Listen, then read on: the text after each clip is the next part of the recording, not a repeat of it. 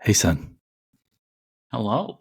I was rewatching In Bruges, and I thought, you know, there needs to be like the F1 fan fiction version of this.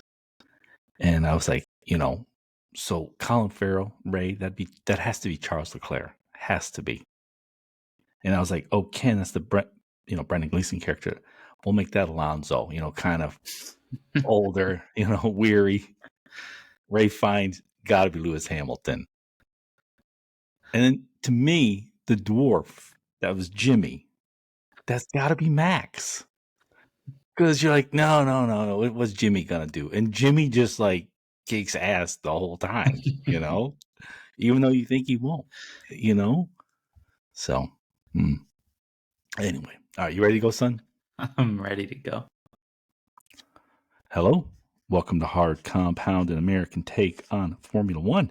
This episode, the annual F1 Effies, our celebration of the F1 2023 season, the races, the racers, teams, tracks, surprises, the heart crushing moments, and the joyous flashes of a long season held all around the world, in England and across America, in Japan and Australia, through the Middle East, in the heart of Europe, the great city of Montreal, and the vibrant city of Sao Paulo. Patrick, son, let's start big. The best race of 2023. Who do you got? Dang. This is not like the Grammys or Oscars. We are starting out hot. Best race of the season. That's a tough one because there were so many good ones. But because I am objectively unbiased, Las Vegas was the best race of the season. I mean, Brazil with the Charles Leclerc heartbreak. And I have to preface this by saying, things happen so quickly, you know. But I mean, it's hard to remember a lot of these things from 2023. I hate to say as I get older, I'm like, wait, when was that? What happened again?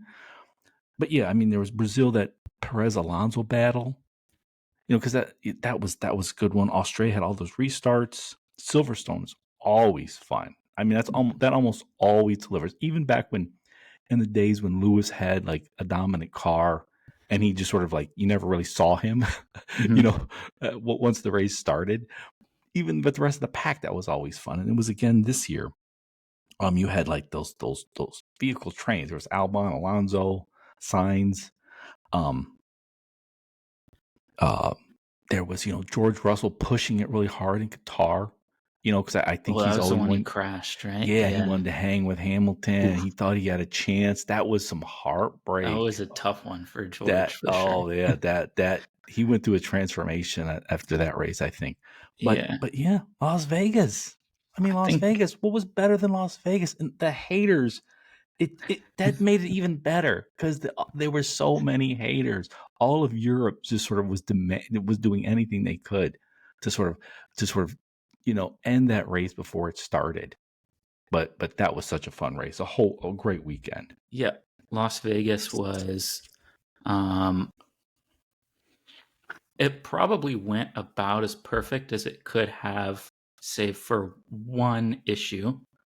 And everybody made a big deal about it. It was a big deal, but um, you know, they wanted to cancel the race because of that, which is just ridiculous. That said, you mentioned a bunch of good races. I think we can't forget the one race that Red Bull did not win. Singapore Oh was yeah. awesome. Sainz won that. It was Sainz, Norris, Hamilton on the podium. Liam Lawson, I think that might have been his first points in Formula One. He got P9 in that race. A night race at Singapore is always fun. It's a crazy track, fast. The walls are high, close, and just such a fun race. I think Montreal, Canada, was one of the best races of the season. we got Max Hulkenberg Alonso was the qualifying order. Hulkenberg had a grid spot penalty, so he didn't start P2. But I think that was Red Bull's 100th win in Formula One was at Canada. Max Alonso Hamilton, the podium, a podium of champions there. Oh, The that's only right. 3 championship drivers still on the grid. Yeah, that was just a crazy race. I think Russell smacked into the wall trying to hang with those 3 out front. Albon was P7 in that race. So I think the North American races actually like really showed out. They were some of the most fun races of the season. I think Vegas for me takes the cake. Leclerc battled with Verstappen constantly during that race. The Ferrari just wasn't able to hang. And we thought once Perez got past him, that was it. It was a Red Bull 1-2. And, if you walked away and then came back 10 minutes later, you're like, what the hell? How did Leclerc get P2? That's insane. Yeah. The rest of the race, the rest of the weekend was so much fun. I think they did a great job in Vegas, and I think that's going to be around for a long, long time, regardless of how much hate it gets from kind of the traditionalist Formula One fans. Yeah, the Vegas was such a fun race, fun weekend, and that was their first one, and the F1 essentially ran it, which they normally do not do. That was a good one. They definitely deserve the Effie for best race of the year. What was your biggest surprise of F1 2023? So for me, let me just read my nominees: the McLaren resurgence, Alonso getting all those podiums with that Aston. That was a good one. The rookies, we had Liam Lawson jumping in there, Oscar, the young Maverick with McLaren. We had Logan Sargent even, just sort of, finding his way. So I think rookies was a good surprise. And then, as we just talked up, Las Vegas, So to me, the best surprises, those, when I look back at the season, Las Vegas, all the rookies, Alonso, just still, in his 40s, just being amazing. And McLaren's resurgence, which unfortunately happened a bit too late in the season. Yeah, I think those are, probably some of definitely the best surprises. Yeah, I think I don't really have any other nominees for this one. Just Lawson and Piastri were really exceptional to watch. Definitely surprised by how well they performed as rookies. It seems like it typically takes a bit of time to get used to racing in F1, and they kind of hit the ground running, which was really cool to see. Alonso in that Aston to start out the season and really to come very close to uh, uh, P2, P3 in the drivers' championship is really remarkable. Kind of when he announced he was going to Aston, everybody kind of scoffed at the idea and didn't believe in him or what Aston was capable of. And you know, to his credit and to Aston Martin's credit, they did a really good job from the outset of the season.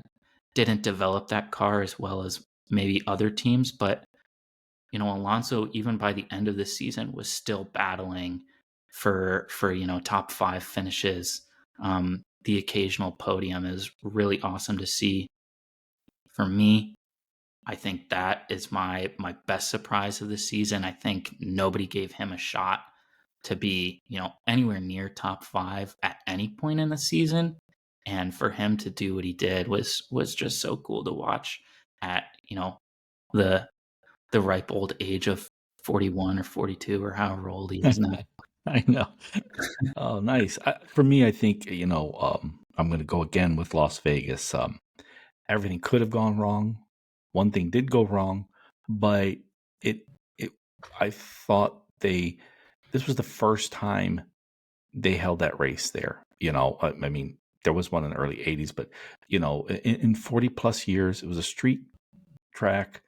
Um, they just had to, you know, uh, shut down downtown Las Vegas. Nobody was happy about that. There was, talk about how much money this was going to make or how much money it was going to lose.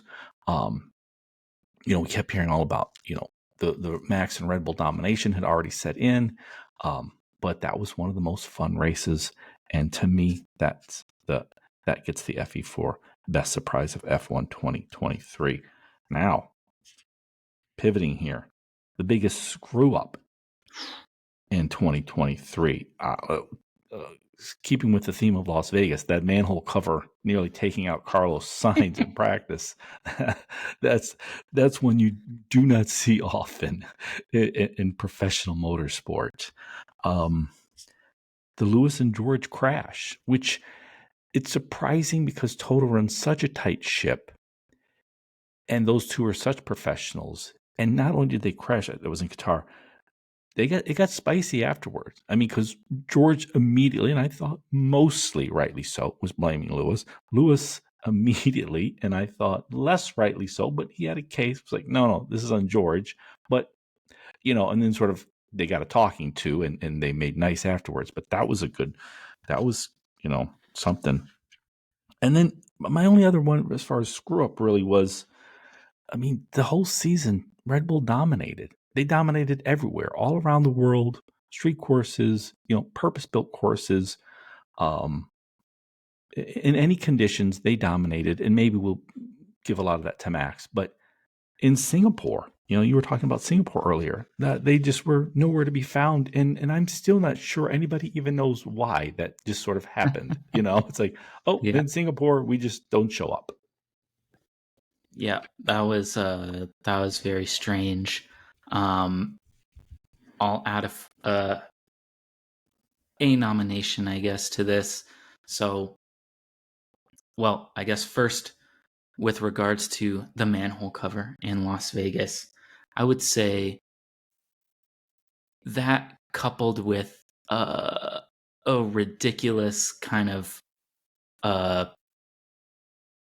decision by the stewards, completely going against any sort of common sense, to basically force Sainz to start from the back, Right.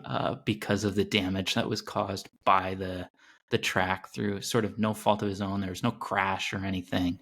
I think that was what really upset a lot of people.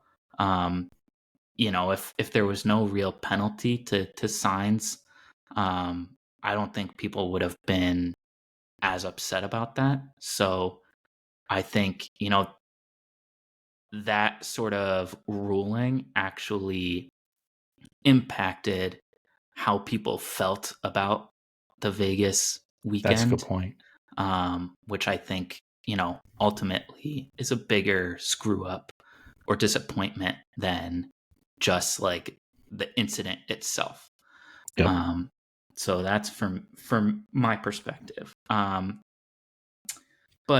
my other nomination here is, unfortunately, Carlos Sainz in Abu Dhabi, out in Q1, final race of the season, chasing Mercedes for P2 in the constructors.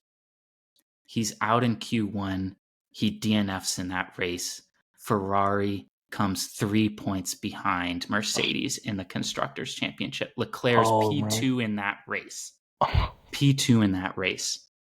If Sainz, pulls it together a little bit, gets a few points, holds off Hamilton, who was only P9 or P10 in that race, Ferrari wins. Ferrari gets P2 in the Constructors. That's a lot of cash. That's a lot of, a good good uh, goodwill at Ferrari with your employees, with your fans.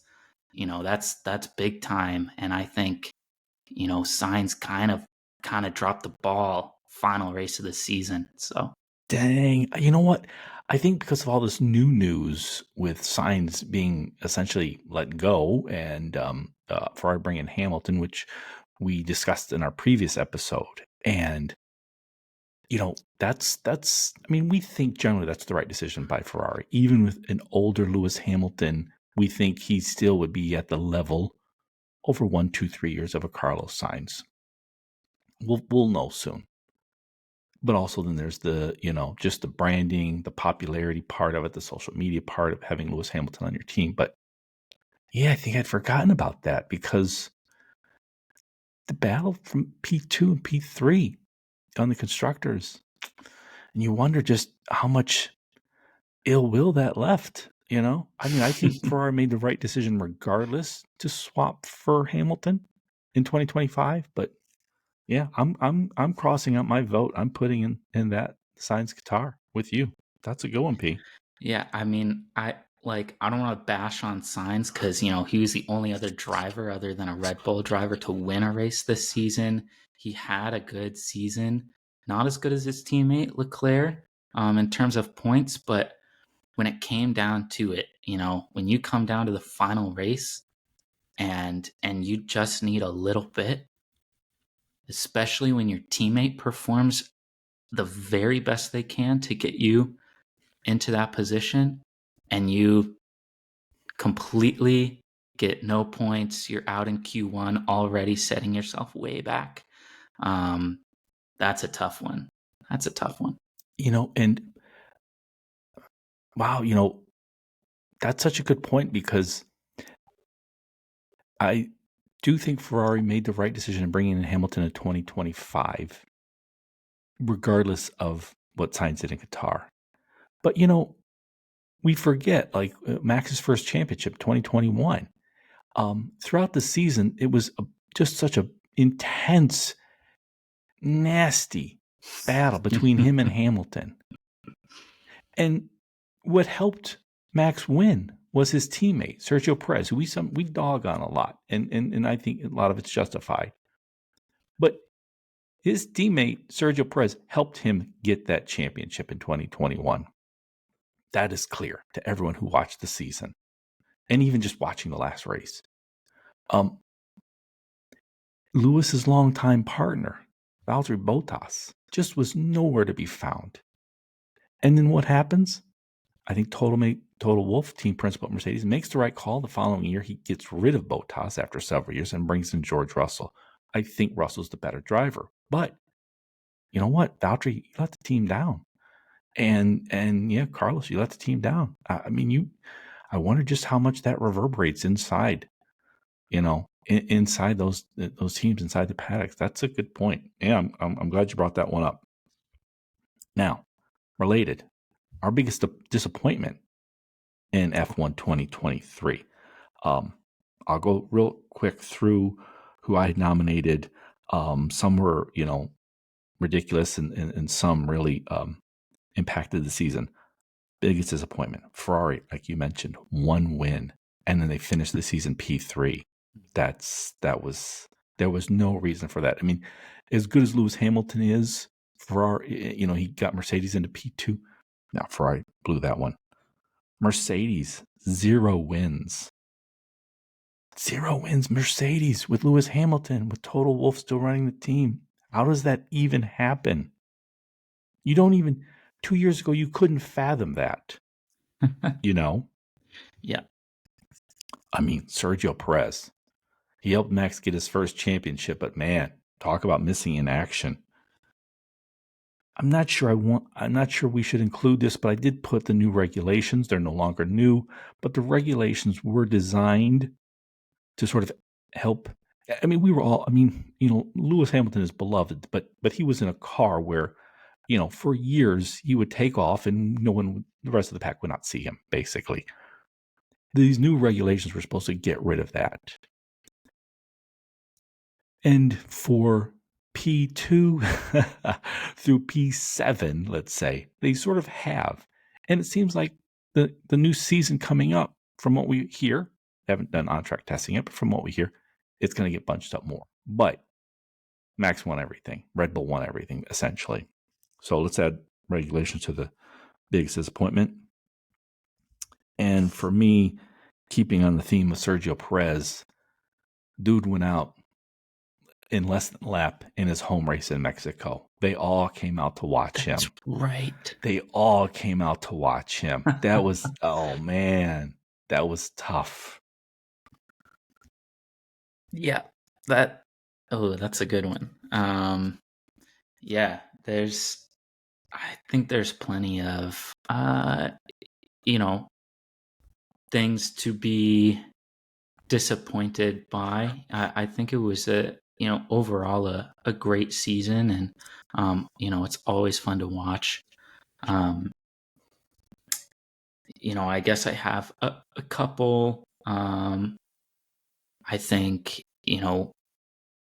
the rookie Nick DeVries, kind of, we expected a lot from him given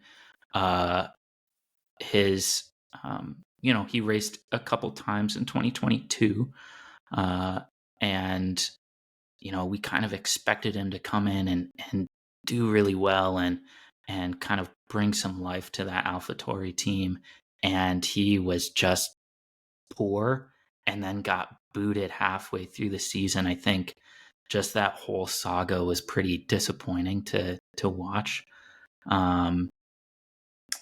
Haas, again, another horrible season, well behind the curve. It's just shocking to me that this is still a team, that really hasn't found any kind of footing at all in F1 in their 7 years. Yeah. It's really disappointing. It doesn't seem like if they're even trying. We talk about a spending cap. Is there a spending floor? Because if there is, I don't think Haas is spending it. Yeah. Or if they are certainly not getting value for their spend. Mm-hmm. And then my last thing is, I don't know if we can apply that to this season or not, but prior to this season, Red Bull was found to have breached sort of the cost cap regulations, and they were punished for it. And some people said, oh, that's not enough. Oh, that's too much. I think we found out that really either Red Bull is just too fucking good, or that punishment was not severe enough, because they fucking killed everybody. After a punishment that from some seemed to be too severe for what they did. So I don't want to punish people for doing a good job, but if you cheat and do a good job, that's a problem. So it's a little bit disappointing that after a punishment, they still were so much better than every other team. Yeah. Well, and it's funny because we've had this discussion before, because I always was of the opinion that Red Bull was punished far in excess of their crime. Their crime, in my opinion, is the first year of a highly complicated spending system, where even F1 itself hasn't, in my opinion, still fully worked out all the details regarding taxes, of where you're located, the relationship between, if you're a works team or not. There's just so many complex things, and I forget, I think when all is said and done, out of about, let's say, 100 million, they said, Red Bull was over by 500,000 or something. And in my opinion, they were punished far in excess of their crime, but I did not have a problem with that, because I thought, you know what, we're starting a new era, a spending cap era. You've got to maximize the punishment. Now, what happened was then they went on to win pretty much everything. And so a lot of people are saying, well, see, that's proof the punishment was too lenient. Where in my opinion, I'm like, look, I'm sorry. Christian Horner, the best team principal in the history of Formula One, Adrian Newey, one of the best, aero guys in the history of Formula One, and Max, one of the best drivers in the history of Formula One. Look, they just beat y'all. They just whooped your asses, and you're now wanting to sort of go back and say, well, we sort of need to retroactively punish based on future outcomes. And I'm like, yeah, you can't really do that. That's not really possible. I do think there's an argument to be made that, the punishment wasn't enough. I disagree with that, but yeah, I don't know. It's neither here nor there because, Red Bull won everything basically. So who do you got on the disappointment? What's your biggest disappointment then, 2023? I still gotta go with Haas. I don't know. I am surprised that I can still be disappointed by them. But they prove every year that they can do worse. Yeah. So that's pretty disappointing. Right. For me, I've given up on sort of hoping with Haas. They're the sort of the pseudo-American team. We've really talked them up. We've wanted the best. They continuously disappoint us. So I'm not even gonna put them on my list here. For me, it's Ferrari. They finished P3rd in the constructor. They had one win. It seems like they go out of their way to sabotage one of their own drivers, Charles Leclerc, whom everyone loves, but except his team seems to hate him for reasons we can't explain. So that's what I'm going to go with. Do you have a favorite racing moment in 2023, Patrick? Ooh. There were a few good ones, I think. Just Leclerc's performance in Vegas, I think, was so exciting and so fun to watch. He was the only driver that could even come close to the Red Bulls and somehow was able to hold off one of them, to come in second in that race. So that was very cool, I think. Once McLaren started doing well, we saw Oscar and Lando in a finish 2-3 in Japan, I think it was. Both of those drivers, young guys, racing really well for McLaren. That was a lot of fun to watch. Really exciting. And then I think the last one that I can think of is going back to Singapore, where Sainz basically allowed Lando Norris, who was in P2, to have DRS in order for Norris to hold off Hamilton, who was right behind him, and frankly had better pace than Carlos Sainz.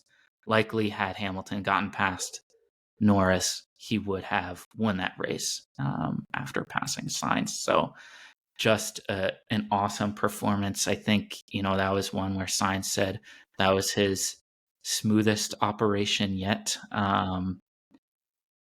Just an awesome race. So for me, that is my winner for favorite racing moment. Awesome. Yeah, that DRS train in Singapore was awesome. And when people sort of clued into what Sainz was doing, they're like, "Oh my God, that's brilliant!" Because as you said, it's like, look, if he doesn't give, was it Norris DRS? Yeah. And then if Hamilton gets by, there's no way in that car on that race he was going to hold Hamilton off. And sort of like he didn't hold Hamilton off. He allowed Norris. He enabled Norris to hold Hamilton off on his behalf, and that was just so much fun to watch. That was an F1 master class, I think, there by Carlos Sainz. But for me, Brazil, it's often a fun race. Alonso, I love Alonso. Just going wheel to wheel with Sergio Perez in, that Red Bull. he had no right to even be, in a position to battle him. And that was just such a great moment. And we have to admit, Sergio Perez had more to lose, so I don't think he fought at 100%. But that was fun. So I'm going to go with Alonso in Brazil. Any favorite weird, shocking non-race moments that sort of stand out for you? Like, for example, Lando breaking Max's trophy, or in Las Vegas when they all got into the Uber, the Rolls Royce the Uber. Rolls Royce, yeah. Rather, sort of like going up on the podium, like, wait, what's going on here? Any, and there was the, where was it? Was it Las Vegas where they had the guy like announcing each driver? Bruce Buffer did, yeah. And like he was still sort of screaming out Sergio Perez's name while Sergio Perez is standing like inches from him. That was a good one. Yeah, I don't know how many people are familiar with the UFC, but Bruce Buffer is the announcer for UFC. He does all the like intros for that. So that's what he was doing for the Vegas F1 race is like driver intros. And for whatever reason, Perez was out there while Bruce Buffer was shouting in his face, which was quite silly. Yeah, that's funny. I have like a few weird things, non-racing related things. I don't think any of them are my favorite though. Like, for example, Valtteri Bottas made a nude calendar, which was weird and certainly not one of my favorite things of the season. Wait, are people able to buy this calendar? I believe so, yeah. Is this sort of like F1 fanfic, or did he actually do this? Well, he did that. Yeah, he made such a thing. I don't know why. Probably for some charity. But there were all those Taylor Swift and Alonso dating rumors, which I found quite silly, because Alonso can do much better. Ouch. I was more shocked. That's nasty. I was more shocked by that because I'm like, wait, he's in his 40s. Why is he dating someone who's 22? And then somebody said, Brian, Taylor Swift is like mid 30s. I'm like, oh, okay. Funny. And then the last one that I can think of is Felipe Massa taking legal action to try to claim Hamilton's first world championship in F1, that 2008 win. It's just like a whole weird situation 15 years later, like, actually I won that season. Right. Yeah, that's a good one. For me, we'll go with the UFC guy screaming in Sergio Perez's face. That was very silly. Yeah. All right. Yeah. Let's just go with that one. I guess there's probably a lot of weird moments. What do you think is the story of F1 in 2023? Like, for example, is it Red Bull dominance? Is it Max's record-breaking dominance? Is it the return of the king, Alonso? And is he, not a Fisher king? All the rookie talent. I mean, you throw in Nick DeVries. We have Logan Sargent. We have Liam Lawson jumping in there. Oscar Piastri. And that's about 4 rookies drove in F1 in 2023. That's a big deal. I'm considering DeVries a rookie. There was Las Vegas becoming the new Monaco, and the sort of slow America takeover of F1 now with 3 races, and the premier race, in my opinion, Las Vegas. Maybe all the drama inside Mercedes, the the sort of the button down, drama-less organization that always wins, no longer winning, and there's a lot of drama that, as we see in the last couple weeks, has resulted in Lewis leaving for Ferrari. What do you think is the story of F1 in 2023, Patrick? I think what everybody is going to remember from 2023 is just how utterly dominant Max and Red Bull were. I mean, it was pretty unreal what they were able to do this season. After that first, race, maybe by Australia, I think was the third race of the season. It was pretty much like, yeah, Red Bull's going to win again, and Max probably won't lose another race this season, which is pretty crazy to think about. That said, I think the longer lasting impact is going to be made by kind of Vegas, the American takeover, so to speak. We're looking at now maybe having a fourth race added with Chicago. There's kind of this bid going on a little bit to add a fourth race in the US in the future. The Andretti kind of saga that was unfolding throughout 2023.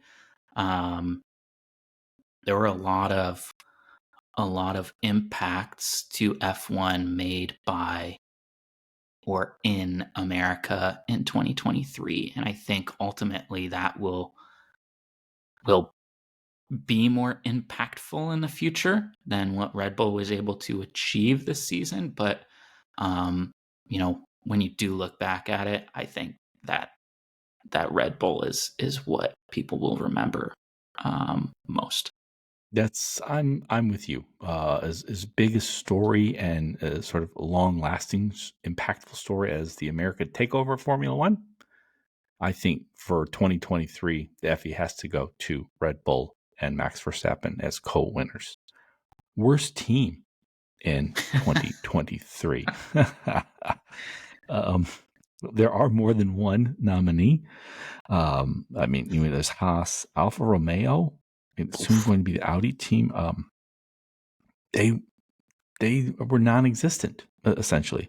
AlphaTauri was going to be the V-Carb team because apparently us throwing our money away on Bitcoin wasn't enough, and now we're supposed to be throwing it away on some sort of Visa Cash app, and that's the 2024 brand of AlphaTauri. But I mean, that was a decent car, a decent run team, good drivers. They were essentially non-existent. Same with Alpine. I mean, they fired Otmar. They got rid of the team principal. They got rid of their CEO. They got two good French drivers, Pierre Gasly, Esteban Ocon. They were essentially irrelevant. So who do you have as the worst team in F1 in 2023, Patrick? Yeah, I mean, I think AlphaTauri is it used to be, Red Bull's sister team. Now it's like Red Bull's throwaway team. They seem to not care about it at all. So I don't they're terrible, but it seems like there's a reason for them to be terrible. Alfa Romeo, I'm not really sure what the hell's going on there. Haas is god awful, and they will continue to be god awful until they get bought by somebody and run by somebody that's not Gene Haas, which is unfortunate to say. Alpine, I think, is probably the most disappointing. I don't want to say the most disappointing because I think Haas is the most disappointing, but they should not be one of the worst teams. They are one of the few true constructors in Formula One. They should be up there with the big guys, and they were worse, obviously, than Red Bull, Mercedes, Ferrari, but also much worse than McLaren, much worse than Aston. I mean, they're closer to the bottom than they are to the top, and that should never be the case for Alpine. Yeah, you're right. So And I think frankly, this comes down to Alpine and Haas, and I have to go with Haas because they're just so god awful. But Alpine was embarrassing. I'm with you. I give this Effie to the worst team, and that is Haas, from top to bottom.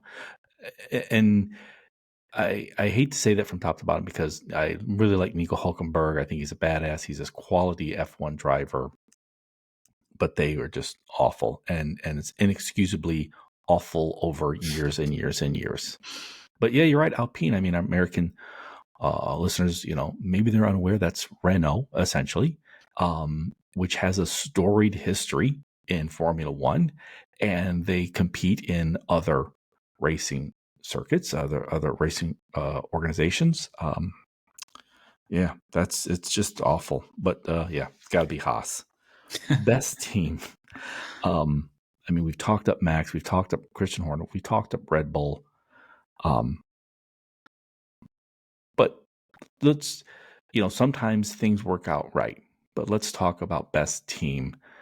I don't know. It's just hard to give this. It's hard to not give this to Red Bull. Is there a case that we can make for McLaren or Ferrari or Mercedes? For Aston, which, I mean, they got Alonso. They are doing everything right, it seems. I don't know. Can we give it to anyone else? Let's.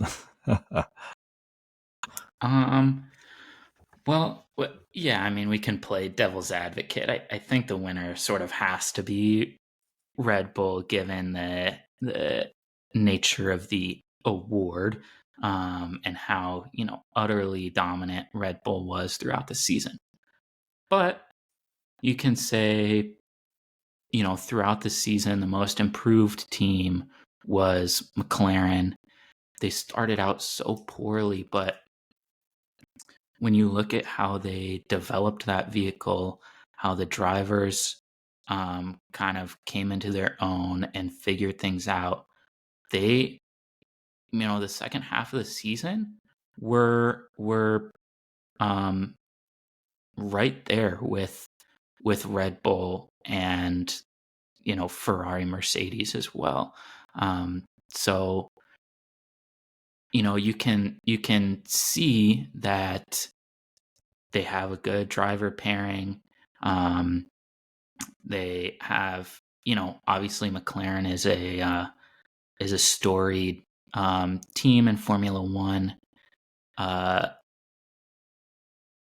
Their sort of engineers and management did a very good job throughout the season, continuing to improve, continuing to work on the car, and make it into a real competitor on every track. I think they had the best fastest pit stop of all time this season. I think McLaren, if you want to look at a team, they are certainly one of the best teams, and I think one of the teams to watch out for coming into 2024. So that's kind of my take on McLaren. I think Mercedes, Ferrari, they're right where they typically are, and in particular for Ferrari, have not found a way over that hump. Hopefully they, can kind of work things out over this off season and come into 2024 and make some waves. But I just don't know that anybody is confident that Ferrari can do that. Yeah, I'm with you, especially on the McLaren. I want, Mercedes and Ferrari did quite well. It's just that everything went Red Bull. The best car, the best team principal, the best driver, maybe the best crew. But yeah, I wanted to. I'd like to give this award to McLaren, just like you, but I think we have to give it to Red Bull. What about, and this award might be similar in being devil's advocate, best driver in 2023? I mean, there's Max, Lewis getting, Mercedes into P2. What Alonso did, no one expected. What Albon did, I'm not sure many expected because Williams wasn't a great car. Oscar Piastri, with all the controversy of him joining McLaren and then being a teenager, a rookie, and really holding his own. Mm-hmm. Lewis Hamilton, still Charles Leclerc. I mean, the only one really who ever looked really able to put up a fight with Max. So what do you think, Patrick? Who does the Effie go to best driver 2023? Let's make your case. Yeah, I mean, Max just looked sort of effortless in every race. He basically secured every record that was possible in a single season, and is quickly climbing up the all-time lists in terms of race wins, laps led, all that kind of stuff, and obviously on the sort of Red Bull all-time list is already there. So very impressive from him. I think, what Alonso was able to achieve in particular in the first half of the season, I guess you want to look at a driver's teammate, right? To see, how did they actually perform in comparison to, the only other person that drives the same car. And Alonso was just like dominant against his teammate Lance Stroll. Really, really impressive. And quite a few podiums, battled to the very end for essentially P2 in the Drivers' Championship. Didn't ultimately get there, but just an outrageously good season from him. Really never looked out of place or out of his depth, which I think is really impressive for someone that's way past their prime, essentially. I think you mentioned Norris and Leclerc. I think both of those guys are sort of the next two to Max in terms of youth and talent and the team that they're racing for. And I think both of them really proved that this season. I think, if either one of them is in that Red Bull, it's a much, much closer battle for P1 than Perez gave Max this season. So I don't know. I'm looking for Norris to really step up and get some wins this season. I think he's probably the next guy to do it. And I think 2023 kind of proved how good he is. So if I didn't give it to Max, I think I'd give it to Norris for best driver of 2023. Nice. That's good. Yeah, give it to Lando Norris. You mentioned earlier Fernando Alonso rumored to be dating Taylor Swift. To this my knowledge, I've only ever heard 2 of her songs, but I heard recently, because she's in the U.S. here, just constantly in the media, that she has won 4 albums of the year, 4 Grammy albums of the year. And I was like, okay, I could name 2 of her songs, but fair enough. But then they said, and no one else has ever done this. And I was like, what? Yeah, nobody else has ever won 4 Grammy albums of the year. And I'm like, really? Not Stevie Wonder, not Bob Dylan, not the Beatles, not the Supremes. Are you really telling me that in recorded music history in America, since they've been doing the Grammys, no one else has gotten 4, but she has. I consider her that's sort of like, to me, Sebastian Vettel. When I look at the long history of F1, those who've won multiple championships are deserving. They're just amazing. I can't put Sebastian Vettel there. He has 4 championships, and I think he is the weakest of all them, the multiple championship winners. But Max, he got his 3rd in 23. I'm predicting he'll get his 4th in 2024. That puts him in some rarefied company with Hamilton, Schumacher, Prost. I don't know, Fangio in 4. I'm not sure. I mean, it's just, it's just unheard of what he's doing. And as much as I love Alonso, as great as Hamilton has been, watching what Charles is doing, watching what Norris is doing is great. I have to give it to Max Verstappen. Mm-hmm. The Effie Award in 2023 to Max Verstappen, best driver. Switching to the soft compound. Preseason takes place this week. Preseason testing, I think it's in Bahrain. The F1 season begins in 2 weeks in Bahrain, and I think that's a Saturday race, I believe. Saturday for us. Okay. Let's move away now. We've switched to the soft compound, Patrick. So the Effies for the 2023 season have been awarded. I say we make some predictions for the 2024 season. Ooh, and this is I have a feeling that most of the good predictions have already come to place. I mean, look, Gunther Steiner fired from Haas.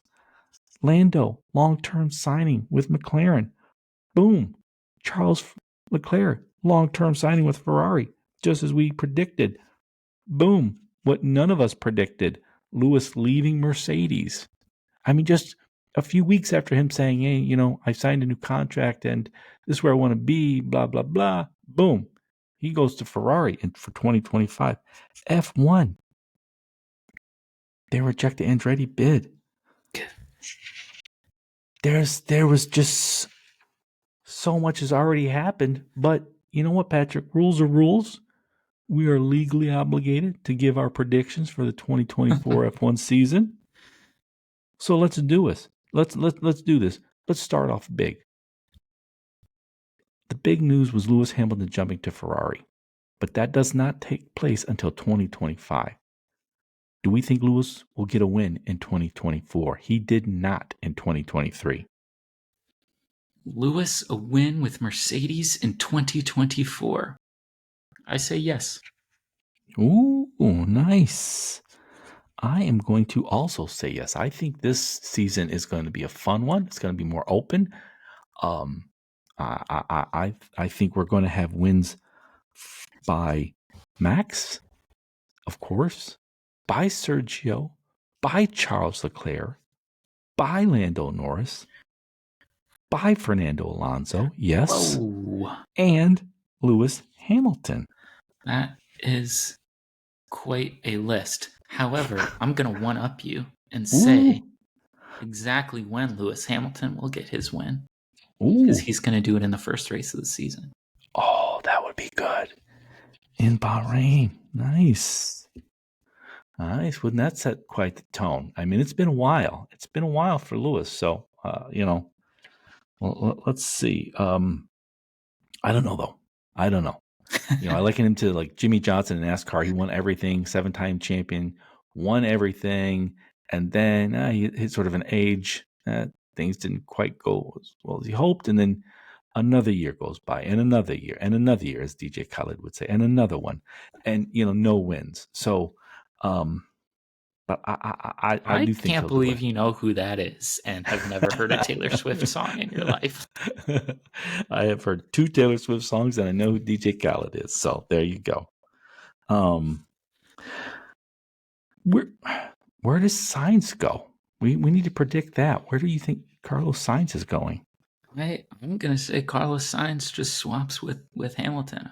Carlos Sainz goes to Mercedes. I think Carlos Sainz is the best driver on the grid who's willing to be the second guy. And therefore, I believe he will be going to Red Bull in 2025. Sergio Perez will be out. So, speaking of out, contracts expiring in 2024. It is a long list. There's Perez, Sainz, Alonso, Gasly, Ocon, Albon, Sargent, Ricciardo, Yuki Tsunoda, Valtteri Bottas, Zhou, Hulkenberg, Magnussen. That is a lot of drivers. Both drivers for Haas, for AlphaTauri, for Alfa Romeo, for Williams, for Alpine, and one Alonso with Aston, one Sainz at Red Bull. Ferrari, and one Perez with Red Bull. I mean, do we think it? Will we know by the end of the 2024 season that one or more of these guys aren't coming back? Who do you think? That was, I guess, a long way for me to that was a long runway there. But who's not coming back at the end of 2024, Patrick? Ooh.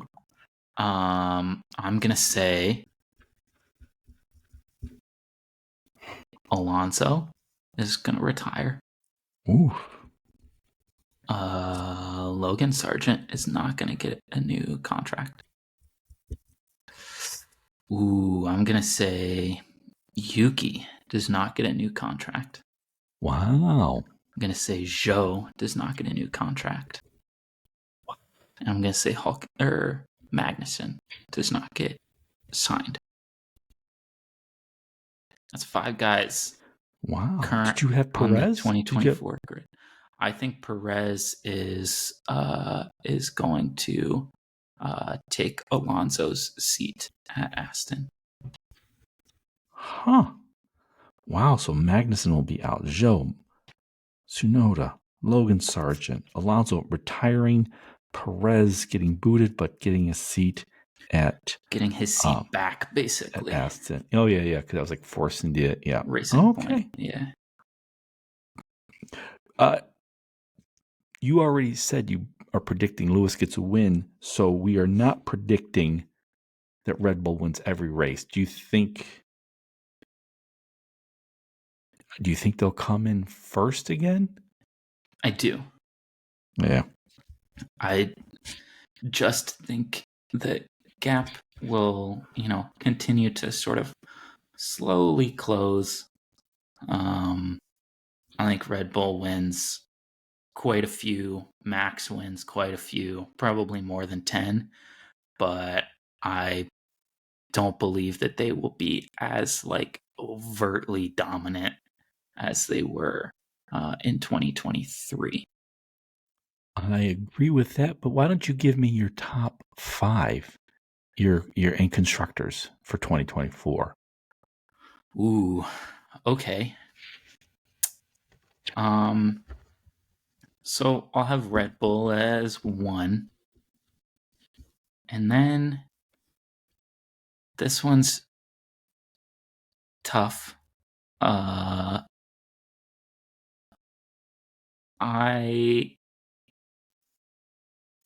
kind of am, iffy on both Ferrari and McLaren. I just have more confidence in Mercedes' ability to be consistent and start out the season well, and in the middle of the season not have any dips, and by the end of the season continue to be, right there in the mix.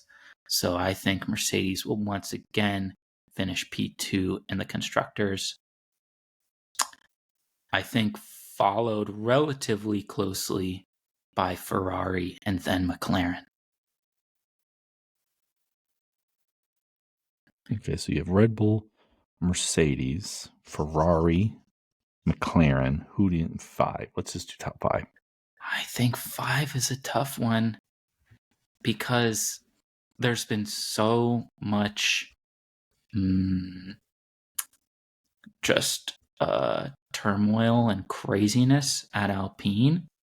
Realistically, they should be in the top 5 and maybe, up near the top 3. But I don't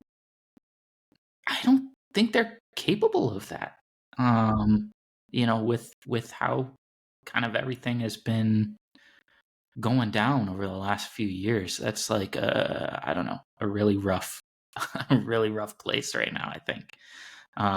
So I think Alonso carries Aston again to a top 5 constructors. Nice. So you have Red Bull, Mercedes, Ferrari, McLaren, Aston. I have Red Bull. I think McLaren. I'm going to trust. They always seem to disappoint just enough. I think so. Yeah. But they were the Phoenix. I'm They not going rose to be from the ashes. fooled this time. Right. You won't get fooled again. But I'm wanting to be fooled. There's no better fool than an old fool, Patrick. And so, Red Bull, McLaren, then Ferrari. I think the wheels are not coming off at Mercedes, but they've got some problems there. Like falling outside the top 3 is the wheels coming off at Mercedes. Yeah. That's yeah. But I just think the other teams are making bigger leaps. That sort of steady improvement, that button down, highly efficient Total Wolf machine. It's all well and good, but when it's new rules, a new world, a new reality, and you got folks jumping up ahead of you, those old rules just, it's not the same. So I got fourth, Red Bull, McLaren, Ferrari, then Mercedes. And unlike you, I think Alpine. I think Alonso's going to do some great work, but there's Alpine needs to get it right, and I think they will. I think they'll come in 5th in 2024. What about? Do you think we'll see Williams on the podium, which essentially we think will be Albon? No, I do not see Williams finishing on the podium at any point. Unless we have another repeat of, was that the 2021 season in Belgium where they, George qualified P2 or something like that, and then they ran 2 laps behind a safety car and called it. And so technically he did get a podium, but only got half points for it. Unless that happens, I don't see Williams finishing a full race on the podium. Okay. All right. I don't know. I was hoping you would say that. You're talking up Albon. I usually talk up Williams, but I think you might, that harsh reality is probably what's going to, I think that's going to be the case. Do we think they will reconsider the Andretti bid in 2024 and say, you know what, these guys, they know what they're doing, unlike, say, Haas or now with the Red Bull founder dead, AlphaTauri. Do you think they're going to reconsider that bid?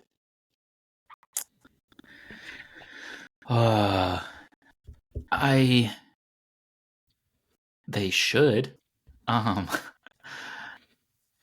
It's interesting because it seems like all of the parties involved in F1, Formula One motorsport, do not want this. So all the people that matter to make the decision don't want it, even though it's very clearly the best thing for the sport.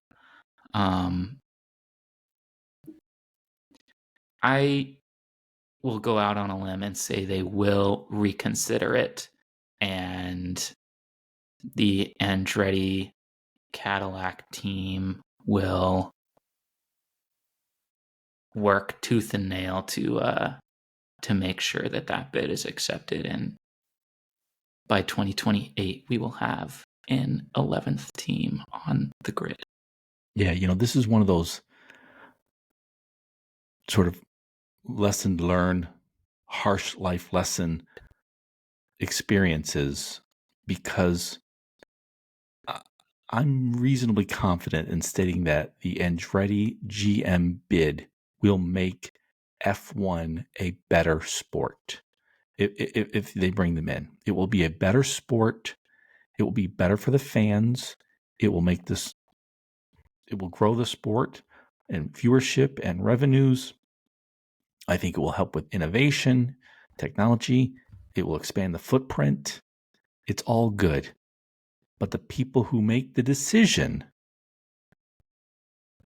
don't have the future of F1 as their number one decider. It's where's my cut? Yeah. And will my cut be altered? And that's, and when you have this is F1's sort of, it's a club, and you get to decide who you're going to let in your club. And there's a lot of value to that, of saying, this is why I want only these folks, these people. But this is one of those instances where it's like, you know what, let's think about the long-term benefit here. And right now I'm not sure they are.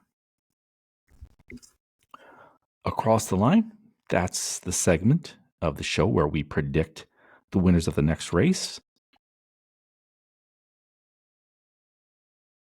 But before we do that, Patrick, before we predict the winners of the next race, which will be the first race of the season, which will be Bahrain, who do we think, since we're giving out wild and crazy predictions, what do we think the top 5 in the driver championships will be? Ooh. By the end of 2024, what's your 1 through 5? My 1 through 5 is Max. Same. Ooh, I don't know. Let me give you mine, because I think they're going to surprise you. But it's fun. But I don't think this is a crazy prediction. I think this is a legit, this could really happen. Max, number 1. P2, Lando. Remember I said Lando, McLaren would take P2 in the constructors. In third, George Russell.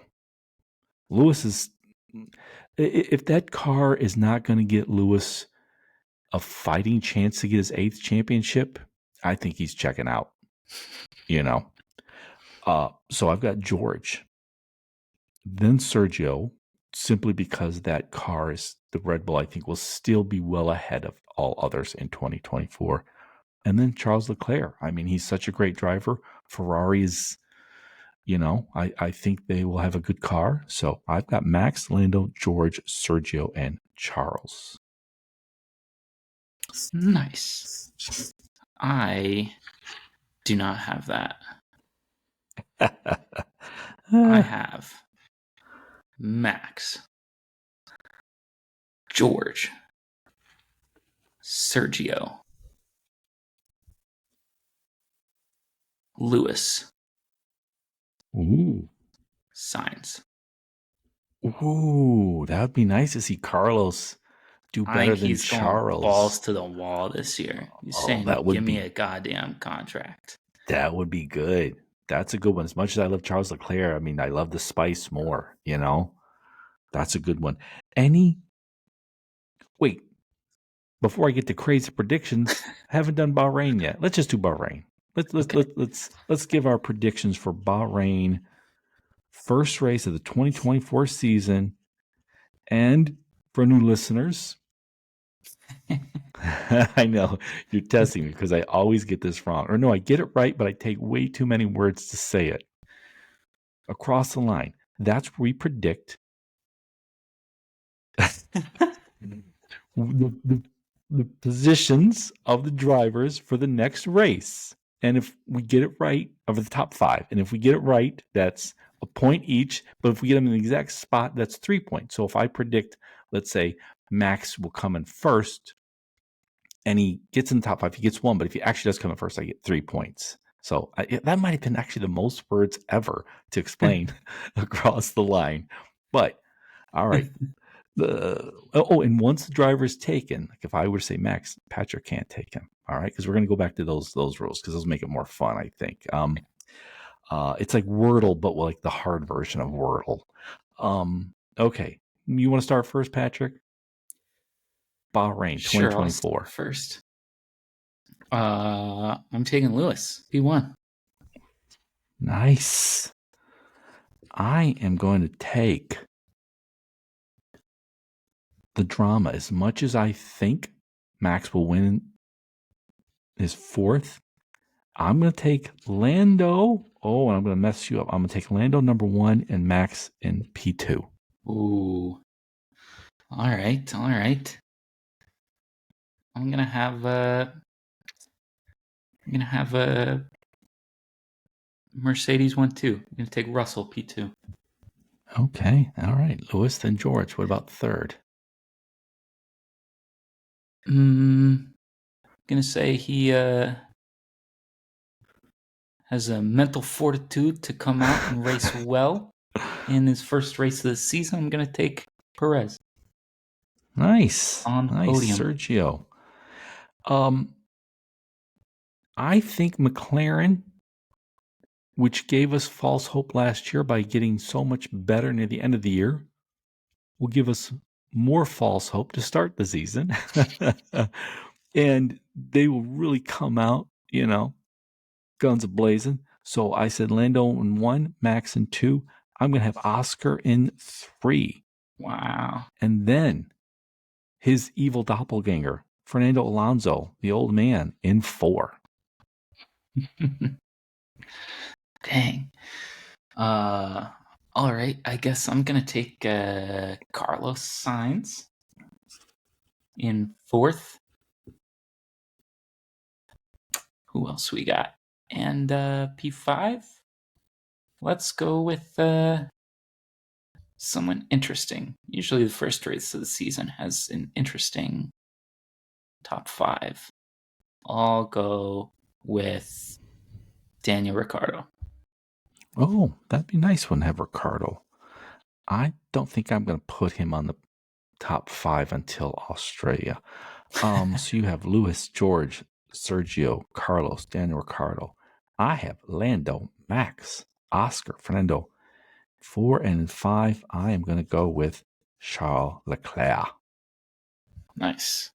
Any crazy predictions for Bahrain or for the season, Patrick?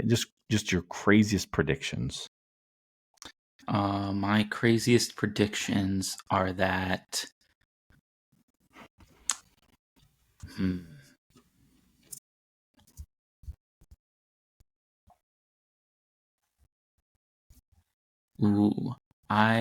Let's see.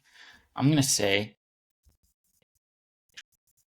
Haas gets sold to Andretti Cadillac and becomes Andretti Cadillac. Ooh. And they move all operations out of Europe and to the US.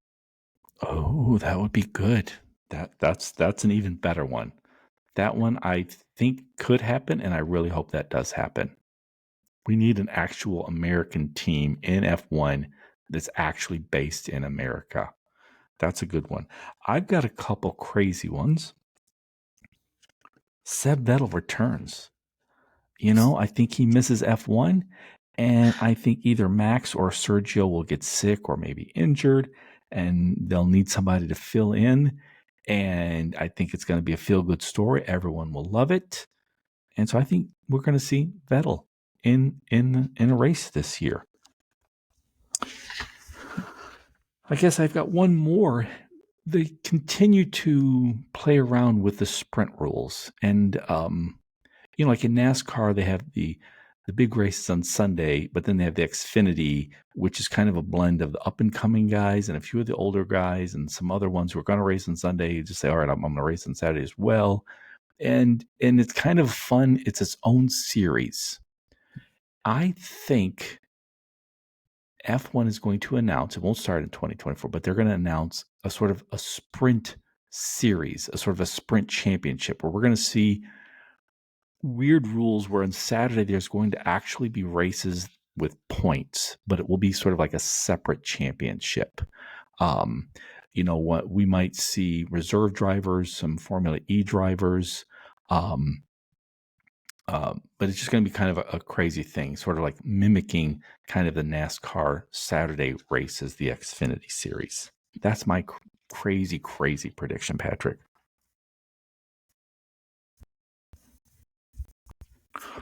All right.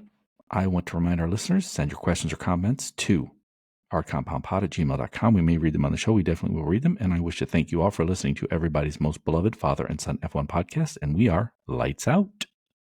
See ya. Thanks for listening.